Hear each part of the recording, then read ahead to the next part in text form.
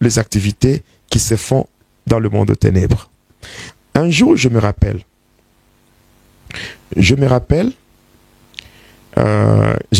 de quelque chose qui m'était arrivé. C'était quoi? Pendant qu'on était encore à Kansenya, vu que moi, j'étais dans la sorcellerie, mais je travaillais avec le sorcier de ma famille élargie du côté paternel. Maintenant, ceux de Kansenya, le sorcier de Kansenya, cherchaient à tout prix comment me faire entrer dans leur confrérie ou leur fraternité sorcière. Alors, vu que j'étais en train de manifester une certaine opposition par rapport à l'adhésion qui m'avait été proposée, c'est comme ça que le sorcier de Kansenya avait jugé bon de me tuer. Or, quand j'étais dans la sorcellerie, déjà à partir de ma famille élargie, on m'avait donné des esprits qui étaient là comme mes gardes du corps. Et ils étaient au nombre de 4. Alors, un jour, je dormais. Pendant que je dormais, je vois un papa qui était le chef de tous les sorciers de Kansenya. Il était venu pour me faire des menaces. Pendant qu'il me faisait des menaces, ceux qui étaient là comme mes gardes du corps, qu'est-ce qu'ils avaient fait? Ils m'avaient demandé ce que moi je voulais qu'eux fassent de lui. C'est comme ça que j'avais dit tuez-le dans mon sommeil. Alors quand j'avais dit ça, j'avais dit tuez-le, directement, il y avait un trou qui s'était créé entre moi et lui et on l'avait poussé. Il était tombé dans ce trou et ça s'était refermé. Et subitement, je m'étais réveillé sur mon lit. Le matin, quand je m'étais réveillé, je me lavais pour aller à l'école parce que j'étudiais à l'école primaire Kadiva de Kansenya. Alors pendant que je me lavais donc devant notre maison, je vois venir un papa. Celui que j'avais vu la nuit dans le rêve, maintenant je le vois venir physiquement. Il vient, il arrive juste à l'entrée de notre parcelle. Alors là, je m'étais relevé comme ça, je m'étais redressé. Et juste lorsque nos regards s'étaient croisés, ce papa était projeté par terre. Il s'était réveillé pour faire il s'était relevé. Il avait fait demi-tour pour rentrer chez lui. Et c'était la dernière fois que je l'avais vu. Et c'était le dernier jour de sa vie. Parce que quand il était rentré chez lui, et il était rentré chez lui, et il avait trouvé la mort. Il était mort ce jour-là.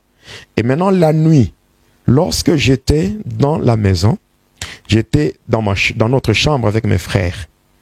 À ma grande surprise, il y avait 2 lits. Moi, j'avais mon propre lit et l'autre lit, il y avait mes 2 frères. Maintenant, à ma grande surprise, je regarde en dessous de mon lit. Il y avait une coquille d'escargot. Et cette coquille-là était remplie du sang. Le sang humain. Et ça, c'était physique. Je voyais ça. Mais, donc, cette coquille-là, c'est ce que j'utilisais moi comme avion pour aller dans le monde des sorciers. Et le sang qui était là, c'était le sang de ce papa-là, le chef de tous les sorciers qui était mort. Et son sang, c'était mon carburant pour utiliser avec cet avion qui était la coquille. Mais ce qui est curieux, c'est que ma mère, ainsi que mes sœurs, torchonnaient toute la maison. Même en dessous de mon lit, on torchonnait, mais on ne voyait pas ça. Il n'y a que moi seul qui voyais cela. C'est comme ça que dans beaucoup de maisons, il y a beaucoup de choses que les sorciers ont déjà placées et qui leur permettent de contrôler ces maisons. Parce que ces éléments-là, ça représente les autels sataniques. Un autel, c'est quoi? Un autel, c'est un élément physique qui sert de contact entre le monde physique et le monde spirituel. Alors, il y a beaucoup de maisons où il y a des fétiches ou des talismans ou je ne sais pas, beaucoup d'éléments que les sorciers ont déjà placés, mais par rapport aux yeux charnels, ceux qui habitent dans la maison ne voient pas. Et ça permet, même aux sorciers, ça leur permet de descendre et d'opérer, de faire leurs activités. Voilà pourquoi, selon Jérémie 33:3, n'est-ce pas, le Seigneur dit: invoque-moi et je te répondrai. Je te ferai savoir les choses au cachet, les choses grandes que tu ne connais pas. ici, il ne faut pas seulement demander au Seigneur de nous montrer le combat ou de nous montrer le combat ou de nous révéler le projet de Satan ou des choses qui se font dans le monde de ténèbres. Il faut demander au Seigneur de révéler l'état spirituel de la maison. Parce qu'il y a certains blocages que beaucoup d'enfants de Dieu connaissent, juste parce que dans leur maison, il y a des choses qu'eux ne voient pas. Mais le sorcier passe par ces choses pour leur imposer la volonté de Satan, c'est-à-dire le malheur ainsi que la souffrance. Je pense que pour aujourd'hui, par rapport au temps, on va devoir s'arrêter à ce niveau. Et prochainement... Merci apôtre pour ce témoignage, cette introduction. Nous avons quelques questions. Apôtre, vous étiez enfant. Oui. Et vous aviez dit qu'il y avait... C'était quand vous étiez dans le ventre de votre mère. Oui. Mais d'où est venue cette faculté de connaître l'histoire dont vous êtes en train de nous raconter? Quelqu'un vous a raconté ou... Non. Il y a la partie où un choix était fait à partir de sorciers de ma famille. Là, ils étaient en train de chercher un enfant pour le préparer dans la sorcellerie afin qu'il devienne un chef coutumier.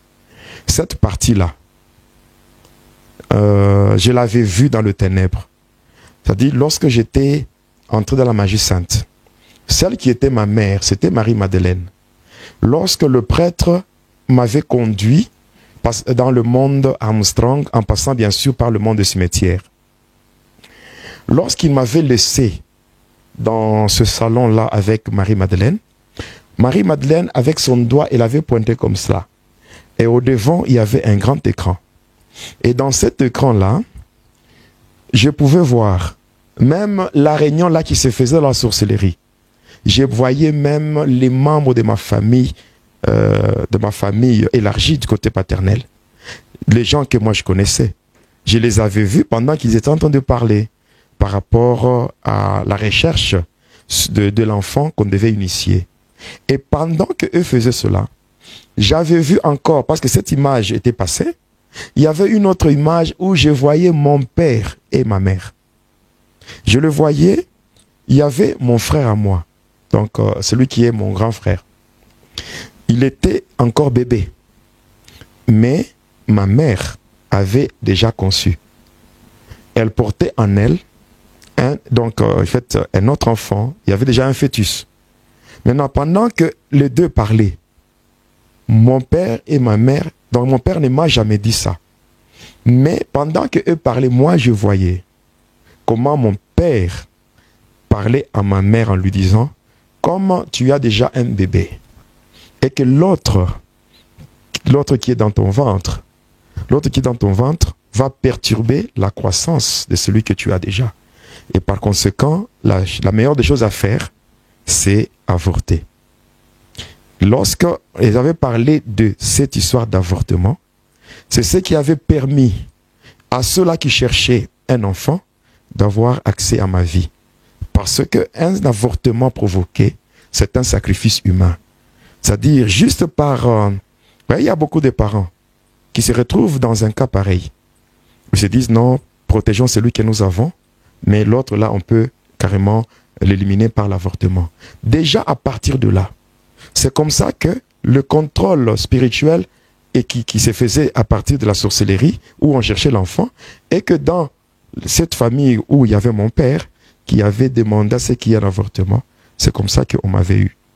On m'avait eu à partir de cela. Donc ça, je voyais moi-même, lorsque j'étais